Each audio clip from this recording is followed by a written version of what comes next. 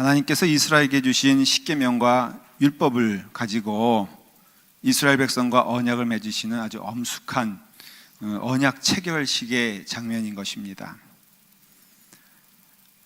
그래서 이 말씀, 이 부분은요, 무엇을 말하냐면은 교회가 탄생되는 모습을 보는 거예요. 그래서 사실은 이 출애굽기의 주제의 말씀은 광야 교회라 그렇게 말해도 무방합니다. 교회로 모이는 이스라엘 사람들이 이제 어떻게 믿음의 생활을 해야 되겠느냐라고 했을 때 그 중심에는 뭐가 있냐면은 그 믿음 생활은 예배가 있어요. 예배. 그래서 믿음 생활은 뭐가 있다고요? 예배가 있다는 것이죠. 그래서 예배를 잘 드려야 되는 것이. 그 다음에는 이제 25장에 보면은 무엇이 나오냐면은 그 성소에 대한 성막을 짓는 것이 쭉 나오게 됩니다. 다음 시간에는 이제 그것을 우리가 말씀을 나누게 될 텐데요. 그래서 오늘 말씀은 바로 하나님의 백성의 삶의 중심은 예배다라는 것을 알 수가 있습니다. 광야교회의 탄생 이야기를 무엇보다 주목하게 되는 것은 이 교회 존재 이유가 뭐냐면은 예배하는 것이에요. 예배하는 것. 그러니까 믿음 생활 잘하면 뭘 잘해야 돼요? 예배를 잘 드려야 돼요. 오늘날에도 똑같습니다. 여러분, 믿음 생활은요, 예배를 제해놓고 믿음 생활이 제대로 될 수가 없다는 것을 알 수가 있어요. 이게 실패하면 안 돼요. 우리는 눈에 보이는, 지금도 예배잖아요. 그렇죠? 하나님과 대면하는 시간, 하나님과 만나는 시간, 주일날에 드리는 예배, 이 모든 것들이, 예배는요 사람에게 드리는 것이 아니라 누구에게 드리는 것이냐? 하나님께 드리는 것이에요. 예배를 잘 드린다는 뜻은 딴 것이 아니라 하나님께 우리가 어떻게 예배하는 자로 나왔으며 하나님을 얼마나 집중하며 하나님께서 주시는 은혜의 말씀 가운데 우리가 어떻게 응답하냐라는 것에 대한 그 가장 분명한 모습이 예배 가운데 있다는 것이. 그러니까 여러분, 주일날 드리는 예배를요 결코 소홀하게 생각하면 안 돼요. 예배를 잘 드려야 되는 것이에요. 하나님께서는 예배를 드리게 하기 위해서 이스라엘 백성들을 애굽 땅에서 광야로 옮기게 하셨어요. 그 말씀이 출애굽기 5장 3절에 되어 있어요. 자, 우리 다 같이 함께 찾도록 하십시다. 출애굽기 5장 3절에 보면은 제가 읽을 때 함께 하십시오. 자, 찾으셨어요? 빨리 찾으시면 되겠습니다. 시작. 그들이 이르되 히브리인의 하나님이 우리에게 나타나셨은즉 우리가 광야로 사흘길쯤 가서 우리 하나님 여호와께 제사를 드리러 하오니 가도록 허락하소서. 여호와께서 전염병이나 칼로 우리를 치실까 두려워하나이다 그랬죠. 여기서 그들이 이르되 히브리인의 하나님, 이게 뭘 말하는 걸까요? 혹시 여러분들 답할 수 있어요? 예? 여기서 히브리인은 단수입니까? 복수입니까? 예? 아니, 저를 보시면 돼요. 거기 봐봤자 답 안 나와 있어요. 예. 히브리인의 하나님 할 때 이거는 문장적으로 보면 단수예요, 복수예요? 예? 단수예요. 누굴 말하는 것 같습니까? 예? 모세를 말하는 거예요. 출애굽기 4장에 보면은 하나님이 누구에게 나타나십니까? 모세에게 나타나잖아요. 그 전까지 하나님 계셨습니까? 안 계셨습니까? 하나님 계셨을까? 안 계셨을까? 이스라엘 사람들이 소위 얼마 동안 노예 생활을 하죠? 400년 정도 합니다. 400년 정도 하는데 그 전에는 요셉 시대잖아요. 그렇죠? 요셉과 모세와의 간극은 400년 정도가 됩니다.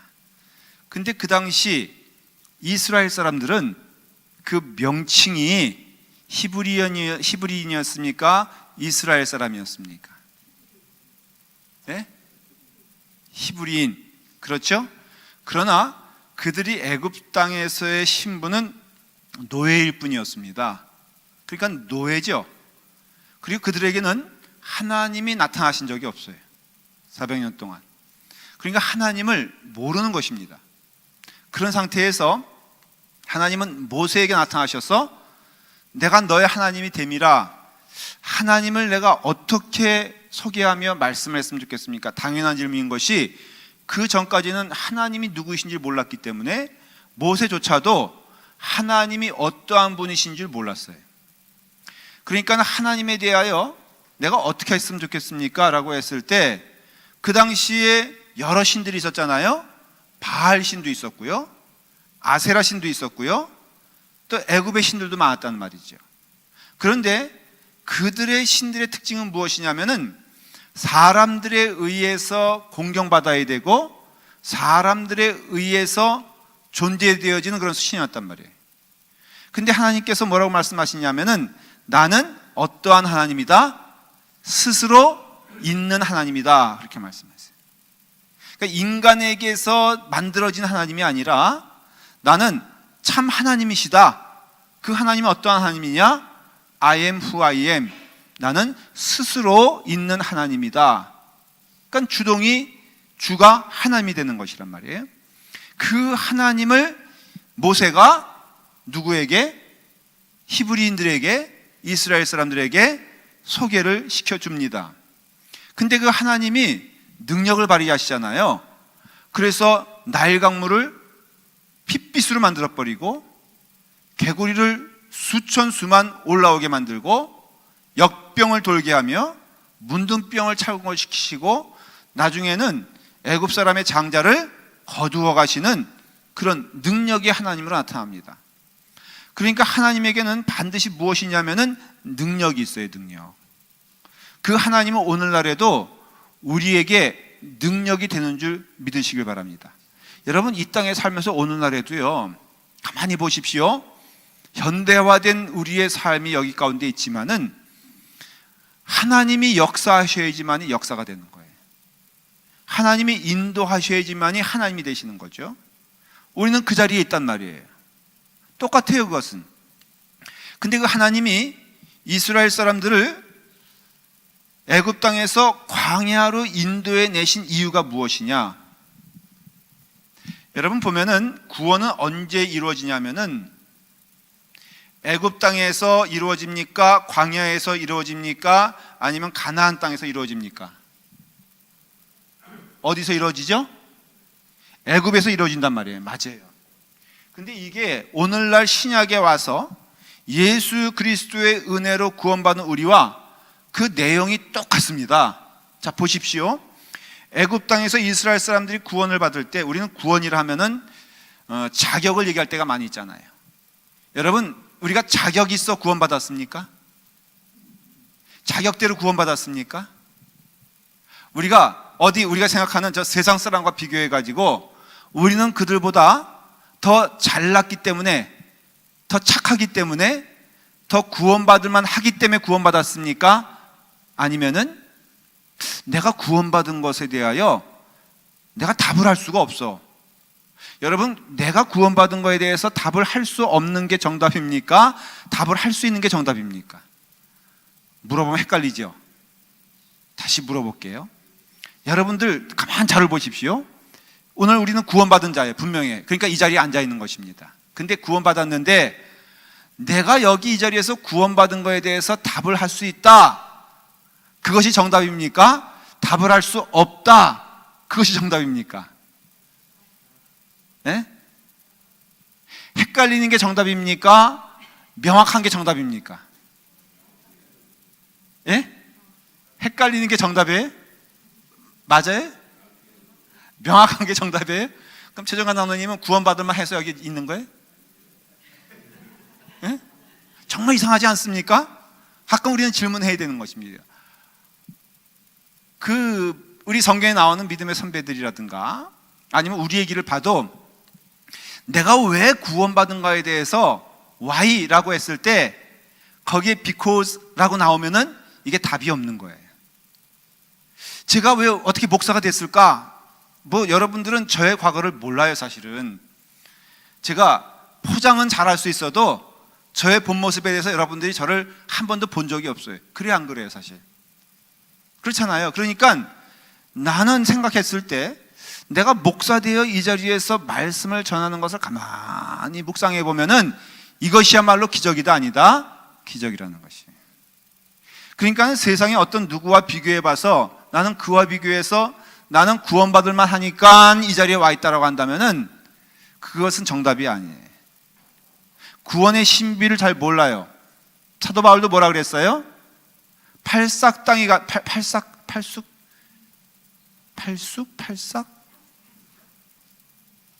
팔싹덩이가 맞죠? 예, 그 미달에서 나온 그 사람 팔싹덩이라고 그랬죠. 그와 같이 된 나를 어찌하여 하나님의 종으로 삼으셨는지 자신은 모른다 그랬어요. 그게 답이에요. 그러니까는 이 구원은요, 애굽 땅에서 이루어진 것이란 말이에요. 그래서 애굽 땅에 이루어져서 이 구원의 은혜와 그것을 고백하며 자각할 수 있는 자리는 어디냐면은 광야라는 곳이에요. 광야라는 곳. 그래서 광야라는 곳에서 우리는 하나님의 은혜로 구원받았다는 것을 내 입으로 고백하면서 그 길을 걸어갈 수 있는 은혜를 어디서 체험하게 되냐면은 이 광야에서 체험하게 된다는 것이에요.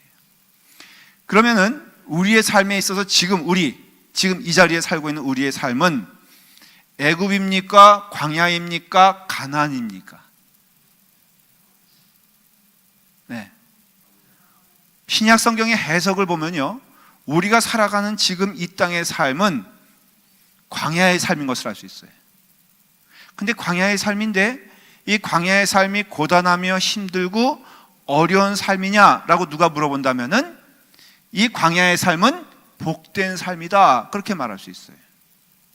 근데 이 광야의 삶이 복된 삶은 고생이 없어서냐, 어려움이 없어서냐, 그게 아니에요. 광야의 삶의 가장 큰 은혜는 무엇이냐면은 그 광야의 삶이지만 거기에 누가 계시냐면은 하나님이 계시다는 것이에요. 그래서 그게 복이에요. 어떤 의미에서는 자, 우리의 삶은 구분할 수 있어요. 애굽의 삶과 광야의 삶과 가나안으로 입성하는 가나안의 삶이 있다면은 사실 이스라엘 사람들에게 가장 하나님의 임재를 뚜렷이 경험하며 동행한 것을 고백할 수 있는 그 자리는 어딘 줄 아십니까? 광야예요. 왜 그렇습니까? 자, 보십시오. 불기둥과 구름기둥은 어디에 있었습니까? 광야에 있었죠. 하나님의 직접의 임재를 경험한 것은 어디입니까? 광야죠. 그렇지만은 역설적으로 고생을 무지무지 했어요. 어디입니까? 광야죠. 얻어맞기도 가장 많이 얻어맞았어. 어디서 얻어맞습니까? 광야예요. 여기서는 막 그냥 몰살 당하기도 하고 막 그냥 지지고 볶고 했지만은 하나님의 임재하심과 하나님의 간섭하심과 하나님의 인도하심을 가장 볼 수 있는 자리는 광야였던 것을 알 수 있어요. 그런 의미에서 여러분들의 삶이 이 광야의 삶이거든요. 광야의 삶인데 여기서 하나님께서 때로는 여러분들을 만지시는 것, 그거 축복입니까? 아닙니까? 축복입니다. 잘못된 길로 가면은 가만히 영적인 순서를 보면요, 이게 꼭 이렇다 도식화시킬 수 없어요. 그런데 분명한 것은 우리가 하나님의 길을 걷는 자로서, 성도로서 우리가 하나님의 길을 어긋났을 때 가장 먼저 우리를 손대시고 우리를 만지시는 분이 누구냐면은 하나님이세요. 그때를 지나가면은 우리의 마음이 완악해진다 그랬어요. 그러니까 여러분, 하나님께 대하여 민감하고 하나님이 나를 만드실 때 하나님께서 나의 길에 인도하시고 함께 하시는 것에 대하여 축복인 줄 믿어야 돼요. 근데 애굽에서 광야로 하나님이 인도하신 목적은 딱 하나인 것을 성경을 보면 알 수 있어요. 뭐라고 되어 있습니까? 우리가 광야로 사흘길 정도를 나가면은 무엇이 있다? 하나님께 예배해 드릴 광야가 있다 그랬어요. 그래서 너희는 거기서 무엇을 해야 되느냐? 우리 하나님 여호와께 제사를 드리러 간다라고 말했어요. 그 처음이 히브리인의 하나님이, 모세에게 나타난 하나님이 우리를 명하시사 애굽 땅에서 구출해 내시고 그리고 우리에게 명하신 일은 무엇이냐면은 예배 드리는 자, 제사를 드리는 자가 되게 하셨다는 것이에요. 그러니까는 결국은 광야 생활에서의 믿음 생활은 무엇이냐면은 우리가 예배 드리는 자로, 제사를 드리는 자로 부름받았다는 것이에요. 오늘날에도요, 여러분, 앞서 얘기하면은 우리의 믿음 생활의 중심은 예배를 통해서 이루어지는 것을 알 수 있어요. 여러분, 우리는 예배를 드리는 자가 되어야 돼. 진실로 드려야 돼요. 신령과 진정으로 드려야 되는 것이 예배인 거예요.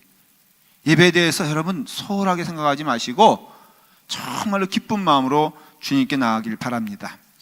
그 순서가 오늘 사실 이 말씀 가운데 있는 거예요. 예배의 순서가. 오늘날의 현대적인 예배가 있다, 뭐 컨템포러리 워십이 있다라고 하여도 예배를 드리는 모습의 내용은 이와 같아야 된다라는 것을 보여주는 것이에요. 첫 번째가 뭐냐면은 1절입니다. 자, 시작.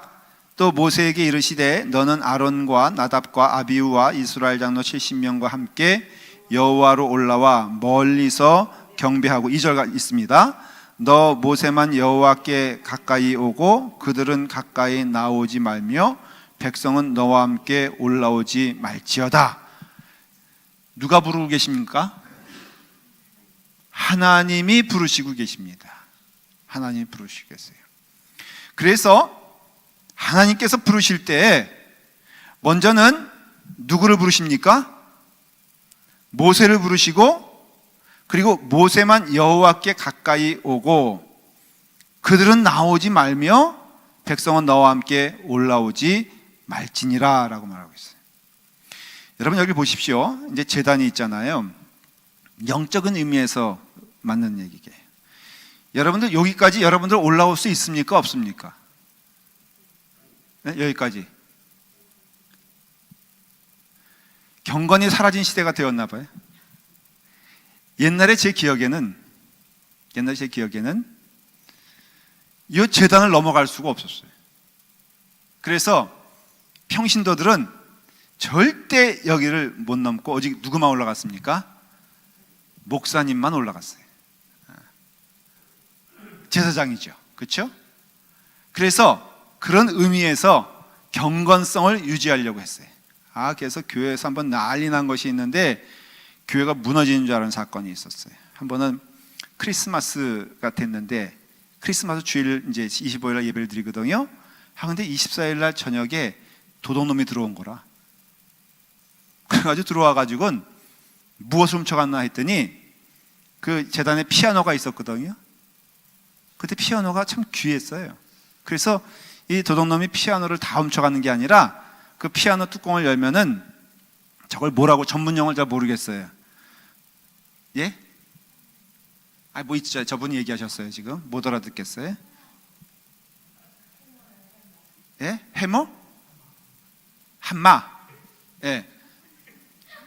그걸 납작 들어갈 수 있나 봐요. 모르겠어요. 하여간에 이거 다가 아니고요. 그것만 싹 들어서 어디 팔면은 되나 봐요. 그래가지고 그걸 싹 들고 갔어.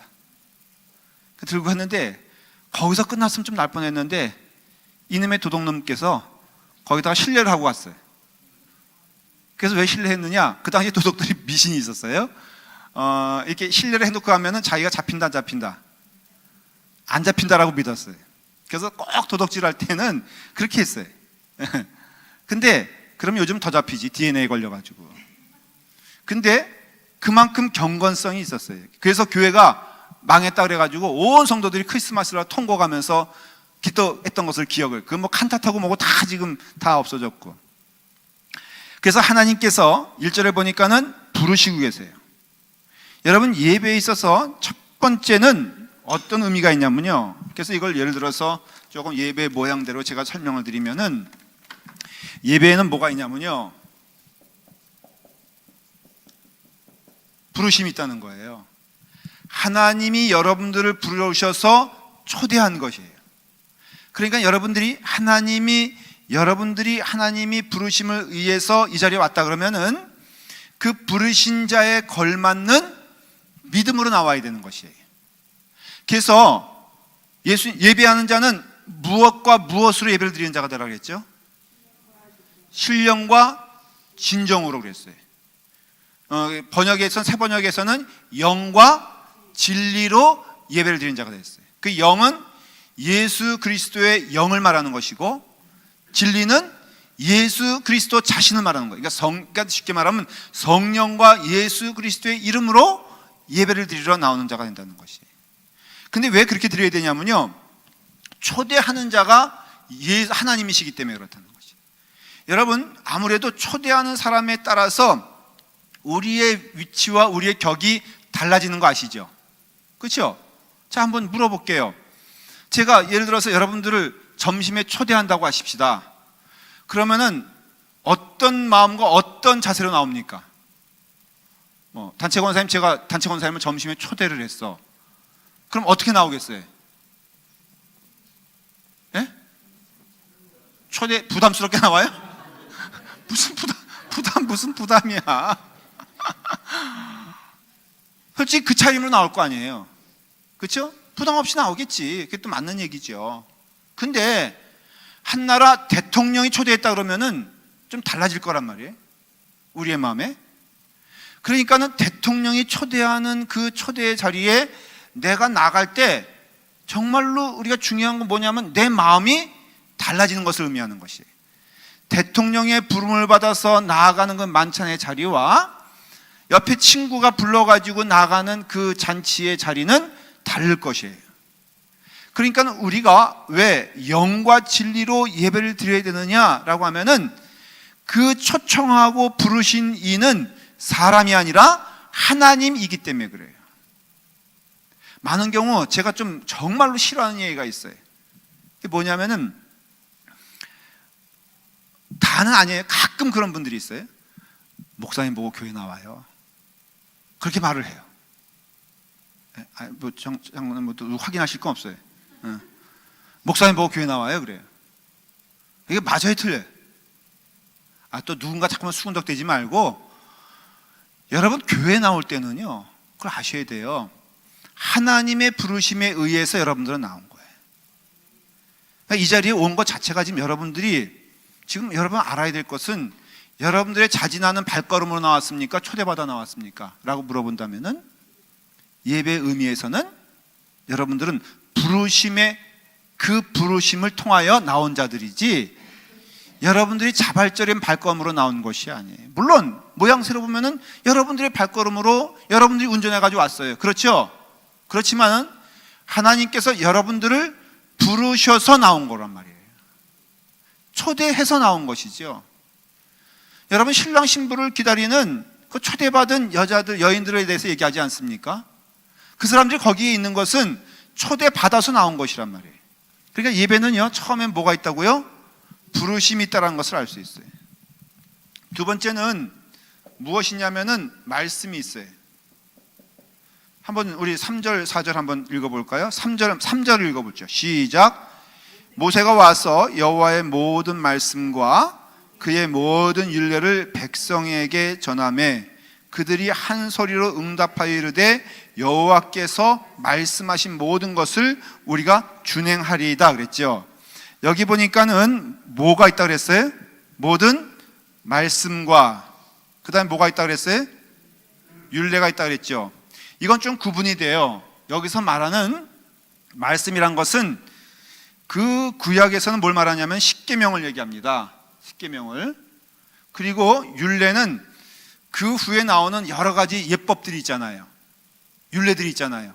그것을 말하는 것이에요. 그러니까 설교는, 하나님의 말씀은 하나님의 명령된 계명을 말씀하고 있고요, 그 다음에는 그 삶을 통하여서 하나님의 자녀로서 살아갈 수 있는 모든 말씀을 담고 있다는 것이에요. 오늘날에도 설교는 딱 똑같아요. 그렇지 않습니까? 여러분, 제단에서 이 설교를 선포하는 목사인 저예요. 근데 전데 제가 하나님의 말씀을 대언하는 것입니까? 제 얘기를 하는 것입니까? 큰일 나는 것이 뭐냐면은, 내 얘기를 하면은 그건 설교가 아니에요. 하나님의 말씀을 대언하는 것이에요. 그렇기 때문에 설교에 있어서 설교를 전하는 자의 모습이 드러나면은 그건 설교가 아니에요. 그런 의미에서 말하자면 예를 들어 그럴 수 있잖아요. 설교에서 목사님이 자랑하잖아요. 자랑하면은 그것은 설교가 아니에요. 나를 드러내면은 자랑이 될 수가 없어요. 설교는 하나님의 말씀을 대언하여 읽는 것이에요. 아주 모세 때는 딱 두 가지라고 했어요. 하나는 먼저는 이 말씀대로 그대로 표현하면요, 먼저는 십계명을 읽었어요. 그래서 매주 어떻게 보면 모일 때마다 모세가 선포한 설교 말씀은 반복적입니까? 아니면 매일매일 새로 왔습니까? 예, 매일매일 반복적이었어요. 먼저는 십계명을 읽고 그 다음에 율례를 선포하고 하나님의 말씀임을 선포하고 끝났어요. 그래서 하나님의 말씀이 읽혀지는 그 시간을 하나님의 말씀이 선포됐다. 세 번째는 무엇이냐면은 고백이 있어요. 자, 이 말씀을 들은 이스라엘 백성이 뭐라고 얘기합니까? 3절 하반절에 뭐라고 되어 있어요? 자, 여호와께서, 그러니까 그들이 한 목소리로 응답하여 이르되, 시작. 그들이 한 목소리로 응답하여 이르되 여호와께서 말씀하신 모든 것을 우리가 준행하리이다 돼 있죠. 그렇죠? 자, 물어볼게요. 이게 얼마나 웃기는 얘기냐면은 준행할 수 있습니까? 없습니까? 준행할 수 없는데 준행한다고 고백합니까? 안 합니까? 그거를 이스라엘 사람들은 매일 예배를 드렸단 말이에요. 매일 그것을 반복했어요. 여러분, 이 반복이 옳은 겁니까? 그른 겁니까? 자, 여러분들 주일날 오잖아요. 뭐 오늘도 예배 끝날 때 여러분들은 결심을 합니까? 아니면 아무 결심도 없이 이 자리를 떠납니까? 결심합니까? 안 합니까? 근데 우리는 이미 결심할 때부터 알아요. 뭘 알아? 이게 참 아이러니예요. 자, 물어볼게요. 결심할 때부터 솔직히 결심하고 한 적 있습니까? 지난주일날 결심해서 안 했어? 안 했어요? 그러다 보니까 우리 마음은 내일도 못할 거 아예 결심하지 말자 하라는 마음이 들잖아요. 그럼 영적으로 물어볼게요. 이스라엘 사람들에게 물어보는 거와 똑같은 거예요. 매일 예배를 드릴 때마다 이 말씀을 반복했습니다. 이스라엘 사람들은 뭐라고요? 여호와께서 말씀하신 모든 것을 우리가 준행하겠나이다 라고 고백했다는 거예요. 근데 이 사람들도 이 고백이 결코 이루어질 수 없는 것을 알았고 하나님도 알았어요. 근데 하나님께서는 반복하게 그것을 시킵니다. 여러분, 물어볼게요. 여러분, 오늘 예배 드리는데 그 예배의 마지막에 여러분들의 고백이 있는 것이, 반복되어지는 고백이 있는 것이, 지난주에도 안 지킨 거 알고 있는데도 고백해야 되는 것이 맞습니까? 틀립니까? 라고 예배적으로 물어본다면은 답이 무엇이에요? 맞다라는 것이에요. 일단은 우리는 피조물로 하나님의 자녀지만은 죄악에 물든 우리로서는 그것을 준행할 힘이 없어요. 그러나 그럼에도 불구하고선 우리의 고백은 늘 무엇이 되냐면은 하나님의 말씀이 우리 가운데 이루어지기를 간절히 소원하나이다 라는 것이에요. 그러면 물어볼게요. 이렇게 고백이 반복되어지는 사람의 삶이 변화가 있습니까? 없습니까? 이게 중요한 거예요. 이렇게 반복되어져서 고백하는 사람이 단 조건이 있어요. 주님께 나올 때는 어떻게 나와야 된다고요? 신령과 진정으로 나오는 사람들의 고백인 것이에요. 여러분, 신령과 진정으로 나와도 못 지키는 것 똑같고 신령과 진정 없이 나오는 사람도 못 지키는 것 똑같아요. 맞아요. 그런데 신령과 진정으로 나오는데 못 지키지만은 매일매일 고백하는 자의 삶에 변화가 있을까 없을까? 예? 지금 여러분들을 지금 거울 삼아 얘기하는 거니까 잘 대답해 보세요. 그렇게 매일 반복되어져서 맨날 안 하고 못하고 하는 것 알고 있는 우리지만은 신령과 진정으로 나오는 우리의 마음을 하나님께서 만져주신다고 믿게 되었을 때 보니까는 내가 변화가 됩니까? 안 됩니까? 됩니까? 믿으십니까? 아멘이십니까? 지금 부부만 아멘하고 있어요? 그러면 그 증인이 누굽니까? 예? 하나님이십니까? 여러분 믿으세요. 하나님의 약속된 은혜는 반드시 이루어지는데, 통계적으로요. 이거는 통계적으로, 어떤 극단적인 한 사람 얘기하는 게 아니라 통계적으로 보면은 하나님의 변화는 매일매일의 삶을 통하여 변하는 것을 알 수가 있어요. 그리고 시간은 우리가 가늠하는 시간은 아니지만 분명코 여러분들 1년 뒤를 돌아보고 10년 뒤를 돌아보면은 나의 삶이 분명코 지금 달라진 것을 경험하게 될 것이에요. 얼만큼 왔는지 우리는 계산할 수 없지만은 아주 분명한 진리는, 분명한 진실한 것은 내가 하나님의 은혜 가운데 변하여 지금까지 왔다는 것을 고백할 수밖에 없다는 거예요. 여러분 그거 믿지 않으세요? 저는 믿어요. 그래서 간증이 있는 거예요. 성도는요, 간증이 없으면 안 돼. 간증은요, 멀리 별나라 사람의 간증이 아니라, 간증의 가장 중요한 간증은 누구냐면은 나를 통한 간증이라는 것이에요. 저는 묻고 싶어요. 여러분 간증이 있습니까? 하나님의 역사하심을 통하여, 나를 통하여 증거되어지고 보여준 사건이 있습니까? 자꾸 사건이라 그러니까는 어느 날 불 받고, 어느 날 막 별을 보고, 어느 날 막 그냥 구름 기둥을 본 것을 얘기하는데, 사실은 그러한 변화는 성경에서 보거나 우리의 믿음의 생활을 통해서 보면은 일어나지 않는 것임을 알 수가 있어요. 그러나 분명한 것은 우리의 삶을 통하여 하나님께서 변화시켜 주셔서 지금 이 자리까지 오게 하신 것은 분명한 말씀이란 것이에요. 저는 간증이 있어요. 날이 갈수록 간증은 더 분명해져요. 하나님이 나와 함께 하시니, 나와 동행하시니, 나로 하여금 하나님의 길을 걸어가는 데 만족해 하시고 기쁨을 주시고 은혜를 주신 하나님을 내가 체험해요. 제가 사람을 볼 때는 그런 걸 고백하지 못하지만은 하나님만 집중하여 바라보게 되었을 때 정말로 하나님께서 기뻐하신 일들이 나의 가운데 이루어지는 것을 저는 고백할 수가 있어요. 여러분 간증은요, 멀리 있는 어떤 특별한 사람이 일어나는 것이 아니라 여러분 가운데도 간증이 분명히 있다는 것이, 변화되고 하나님의 길을 들어서고 그 길에 기뻐하는 우리의 심령이 있는 것이 여러분 간증이에요. 간증의 분명한 증거는요, 여러분들이 비록 뭐 슈바이처 같은 분, 아니면은 뭐 요셉과 같이 아니라 할지라도 우리의 심령이, 자 보십시오. 하나님을 생각하면은 기쁩니까? 마음에 무겁습니까? 당연한 질문이죠. 내가 주님 전에 나올 때 기쁩니까? 괴롭습니까? 당연한 질문이죠. 내가 주님의 일을 할 때 기쁩니까? 괴롭습니까? 당연한 질문이죠. 여기에 여러분들은 어떤 답을 하고 계세요? 저는 목사예요. 그러니까 이 목사의 길을 목회라 그래요. 목회라 그러는데, 저는 다시 태어나면은, 다시 태어날 리가 없지. 그래도 그냥 그렇게 물어보십시다. 다시 태어나면 제가 뭐 되고 싶어요? 네? 어떻게 하셨어요? 제가 이 질문을 우리 집사람한테 진지하게 물어봤어요. 당신 다시 태어나면 나랑 결혼할 거야, 안 할 거야? 그랬더니 그냥 웃지요. 그 웃음의 진리가 뭔지 모르겠어요. 저는요, 목회의 길이 너무너무 감사해. 근데 이게 소명이라면은 여러분들의 길도 여러분 감사하고 기뻐해져야 돼요. 주님이 함께 하심으로 우리에게 주시는 은혜가 기쁨이 있다는 것이 고백이죠. 우리의 고백은 무엇이냐면은 여호와의 명하신 모든 말씀을 우리가 준행하리이다, 약속하신 은혜가 우리 가운데 있다는 거예요.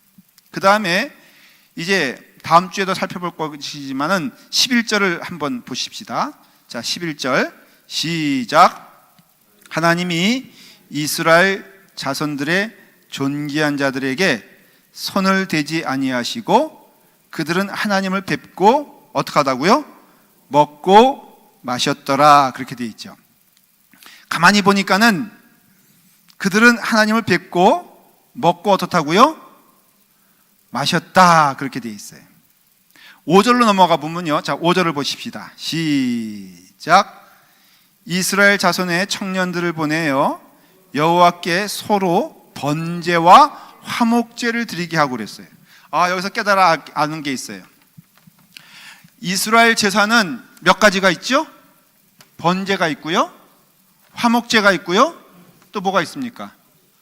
소제가 있고, 그렇죠, 여러 가지가 있단 말이에요. 그런데 공적인 예배, 공적인 예배거든요. 하나님께 드려지는 예배 시간에는 딱 두 가지를 드렸던 것을 알 수 있어요. 그게 뭐예요? 번제와 그 다음에 화목제를 드렸어요. 이게 예배의 중요한 요소가 되는 거예요. 번제는 누가 드리는 겁니까? 드리는 자가 드리는 거예요. 근데 드리는데 이때에는 이스라엘의 대표적인 이름으로 하나를 드렸어요. 다 예배 드리러 오잖아요. 그러니까는 그 대제사장이 이제 소를 잡았어요. 반드시 뭐를 잡았냐면은 뭐를 잡았다? 소를 잡았단 말이에요. 소를 잡았는데 이것을 번제를 드렸다는 거예요. 번제는 뭐예요? 태우는 거예요. 태우는데 어떻게 태워요? 예? 싸그리 태워버려요. 그러니까 이 번제는 남는 게 없어. 근데 모여서 뭐 해야 됐어요? 친교를 했어야 된단 말이에요. 그래서 뭐라고 되어 있어요? 11절에 그들은 하나님을 뵙고 먹고 마셨다라고 했어요. 도시락 싸온 게 아니에요, 여러분들. 우리가 얘기하는 것처럼 주일 당번이 있어가지고 한남 체인에서 이렇게 음식을 재료를 사다가 만든 게 아니란 말이에요. 여러분, 무엇을 먹고 마셨을까? 이들이? 예? 소예요, 소고기예요. 그러니까는 늘 예배는 풍족해야 돼, 안 풍족해야 돼? 그래, 여러분들, 꼭 주일날 메뉴는 뭐가 돼야 된다? 소고기가 돼야 돼. 율법적으로 말하면. 그러니까는 주일날 예배 때 후에 드리는 음식은 꼭 뭐가 돼야 된다? 소고기. 북엇국 안 돼. 그래서 소고기가 돼야 되는데 보십시오. 번제를 먼저 드리고 그 다음에 소를 2마리 잡은 걸 알 수 있어요. 그 다음에는, 왜냐하면 이건 다 태워서 없어졌으니까 화목제를 드린 것을 알 수 있어요. 그래서 이 화목제는 바로 2가지를 먹었는데 피와 살로 되어 있잖아요. 그렇죠? 그래서 이스라엘 사람들은 그 희생 제물로 드린 번제는 다 하나님께 드려버리고 그 다음에 드리는 화목제를 통하여서는 성도들이 함께 믿음의 교제를 했는데 그 믿음의 교제의 내용은 무엇이냐면은 피와 살이었다는 것이에요. 이 말씀은 여기서 끝난 것이 아닙니다. 왜냐하면은 우리 신약 성경으로 돌아오게 되면요, 주님께서 말씀하신 많은 내용이 뭐가 있냐면은 피가 있다는 것을 알 수가 있어요. 한번 제가 읽어볼게요. 마태복음 26장 28절에 보면은 이것은 죄사함을 얻게 하려고 많은 사람을 위하여 흘리는 나의 피, 뭐라고요? 언약의 피니라 그랬어요. 이건 뭘 염두에 두고 말씀하신 거냐면은 이 출애굽에 드려지는 제사를 통하여서 피 흘림이 있는 것을 통하여서 이것은 내가 너희를 향하여 대신 드려주는 뭐다고요? 언약의 피라 그랬어요. 그래서 베드로전서 1장 2절에 보면은 곧 하나님 아버지의 미리 하심을 따라 성령의 거룩하게 하심으로 순종함과 예수 그리스도의 피 흘림을 얻기 위하여 택하심을 입은 자들에게 편지하노니 은혜와 평강이 너에게 더욱 많을지어다. 피 흘림의 사건이 있었어요. 히브리서에는 더 정확하게 말하고 있어요. 제가 읽어볼게, 한번 들어보세요. 염소와 송아지의 피로 아니하고 오직 자기 피로 영원한 속죄를 이루사 단번에 성소에 들어가셨느니라. 염소와 황소의 피와 및 암송아지의 죄로 부정한 자들에게 뿌려 그 육체를 정결케 하여 거룩해 하거든. 보면 여기서 반복되어지는 말씀이 있어요. 그거 뭐예요? 염소와 송아지의 피로 아니하고 오직 자기 피로 영원한 속죄를 이루었다. 이제는 구약의 그 제사의 그 법은 사라졌어요. 그러나 그 정신은 어떻다? 그 내용은 어떻다? 오늘날에도 똑같이 임하게 한다는 것이에요. 여러분, 예배, 초대교회 때 예배는요 매일 성찬을 드렸어요. 근데 그 성찬이 2번에 걸친 성찬이 있었습니다. 하나는 믿는 자의 고백에 의한, 다시 말하면 정교인들을 위한 성찬이 있었고요, 그 다음에는 비교인들, 아직도 교인이 안 됐지만은 예배를 드리는 자들을 위해서 함께 드리는 화목제적인 예배가 있었다는 것이에요. 거기에 드려지는 제물을 통하여서, 제사를 통하여서, 예배를 통하여서 드려지는 것을 통하여 화목해 하는 친교가 있었다는 것을 의미하는 것이에요. 그러니까 오늘 이 시간에도 우리는 예배를 드리는데 기억해야 될 것은 하나님께서 초대하신 그 은혜의 말씀을 통해서 여러분들이 와서 이 자리에서 하나님의 말씀을 듣고 은혜 받아 여러분들은 순종해야 돼요. 반드시 기억하십시오. 하나님의 말씀이 선포되게 되었을 때에는 여러분들이 입술로 고백을 해야 돼요. 뭐라고? 주여, 나로 하여금 그 길에 걸어갈 수 있도록 인도하여 주시옵소서. 제단에서 선포되어지는 말씀에 여러분들은 노하면 안 돼요. 전하는 말씀의 선포자는 하나님의 말씀을 선포해야 되고요, 그것을 듣는 여러분들은 그 말씀에 아멘하며 순종해야 돼요. 그리고 순종함으로써 그 말씀이 이루어지는데, 그 말씀은 하나님과 우리가 화목한 것처럼 우리의 서로가 화목하는 자가 되라는 것이에요. 그게 우리가 점심 친교하는 것도 그런 의미에서는 하나님께 드려지는 예배요 제사인 걸 알 수가 있어요. 우리의 모든 신앙의 생활은 예배로 시작해서 예배로 끝나는 겁니다. 여러분, 주일날에 드려지는 예배에 있어서 여러분들의 믿음의 삶은 지금부터 부름받는 그날까지 예배를 중심으로 이루어지는 삶인 줄 믿으시기 바랍니다. 그래서 옛날에는요, 시골에 있는 농부들도 때가 되면은 땡그랑 땡그랑 교회 종이 울리면은 모든 것을 멈추고 다 교회로 갔어요. 이게 시대가 달라지고 또한 현대화됐다고 하여도 내용은 동일한 것이에요. 여러분, 주일날 종이 쳐지면요, 여러분 하나님께로 나오길 바랍니다. 이제는 시대가 달라져 가지고 우리 교회에 차임이 있거든요. 여기서 종소리가 나요. 근데 여러분, 이것을 어느 때부터 못 틀게 됐어요. 왠지 아세요? 시청에 컴플레인이 들어왔어. 라팔마 교회에서 매일 12시 되면은 시끄럽게 떠든다. 아니 여러분, 그게 시끄럽게 떠드는 겁니까? 옛날에는요, 그런 컴플레인이 들어왔다 안 들어왔다? 안 들어왔어요. 한국에서도요, 여러분, 때가 되면은 땡그랑 땡그랑 치면은 새벽기도 안 나오는 사람들도 교회에서 종치고 있구나라고 해서 은혜로운 마음이었는데, 세월이 강팍해지고 완악해지다 보니까는 그 치는 소리 듣기 싫다고 요즘 한국에서도 하나도 못 쳐. 오늘날에는 진리를 진리라고 말할 수도 없어. 여러분, 이 시대에 부름받는 우리라면요, 우리는 소수일 수밖에 없어요. 그건 맞아요. 그러나 여러분, 우리의 소수지만은 우리의 믿음은 변하지 아니하고 하나님이 부르셔서 온 예배를 깨닫고 세상에 드려지는 어떤 다른 것이 아니라 하나님께 드려지는 예배가 될 수 있도록 우리 최선을 다하십시다.